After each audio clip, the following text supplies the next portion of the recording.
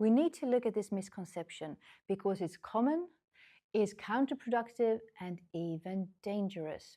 And that is the misconception that once an abuse victim leaves or have been left out of the toxic environment, that they somehow will automatically start to heal and feel better and better, and that they are safe. For many, that's when it gets really tough, really difficult. If you don't have the resources, the community, guides, tools, or if you're unaware of how the healing process works and understand what you've been through and the impact it has on your brain, on your hormones, nervous system, it's going to be very difficult to navigate this healing process by yourself. What can happen is that you can start to miss the abusive partner. Even though you know what he or she has done to you, you start to think about all the good times. It's like a compartmentalization of different realities, cognitive dissonance. You remember those beautiful, loving gestures, those fantastic moments or periods, and you felt loved. But then you also know how they intentionally have hurt you, have pushed you down, manipulated you, destroyed you intentionally. And those two beliefs, or one belief and one fact, can be very hard to reconcile. And it can make you, at times, only remember the good times and miss that, and even be tempted to go back or to get fixated about understanding why you were left, if your partner left you, and trying desperately to get some type of closure and maybe to go back. If you've been in a toxic relationship over time, especially with a narcissist, with a psychopath, sociopath, or Machiavellian, you have a nervous system that is out of whack.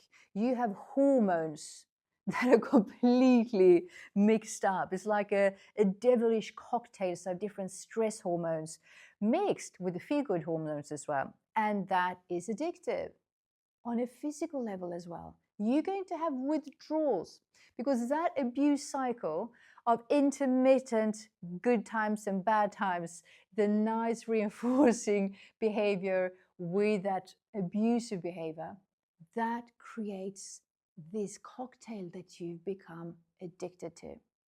That's another danger. The danger is also that you most likely have been isolated if you've been with this toxic person over a period of time.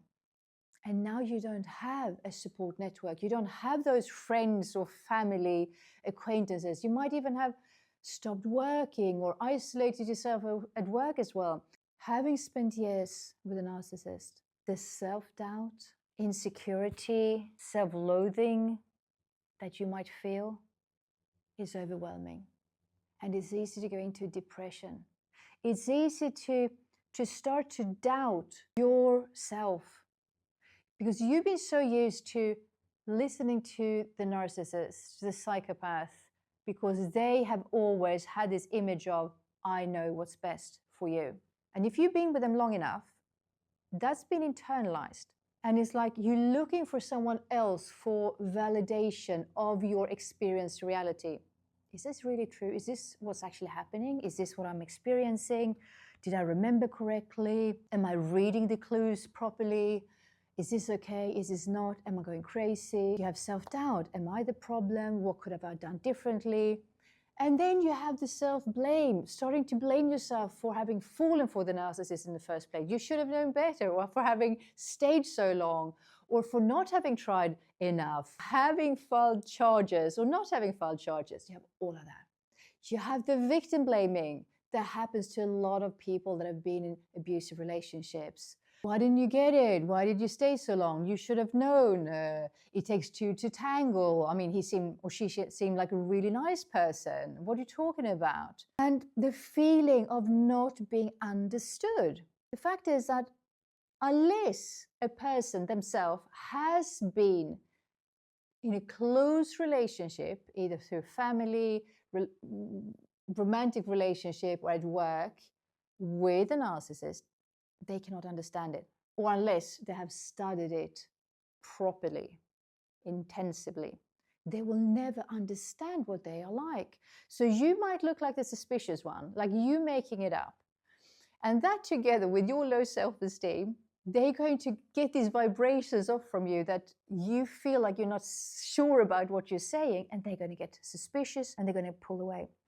If it happened that you left the narcissist, psychopath, Machiavellian, you can expect them to start smear campaigns, that they will try to destroy you because they love revenge.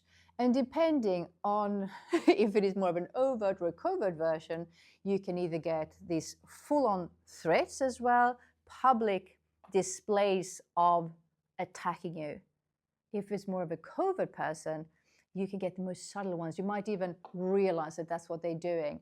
They may send out little messages here and there, and emails and phone calls, or write articles, or trolling you online, pretending to be someone else. And there you are, in all of this, trying to heal, trying to make sense out of it all, trying to move forward, just feeling like a shadow of your former self, feeling really insecure, lonely, lost. So how to go about healing?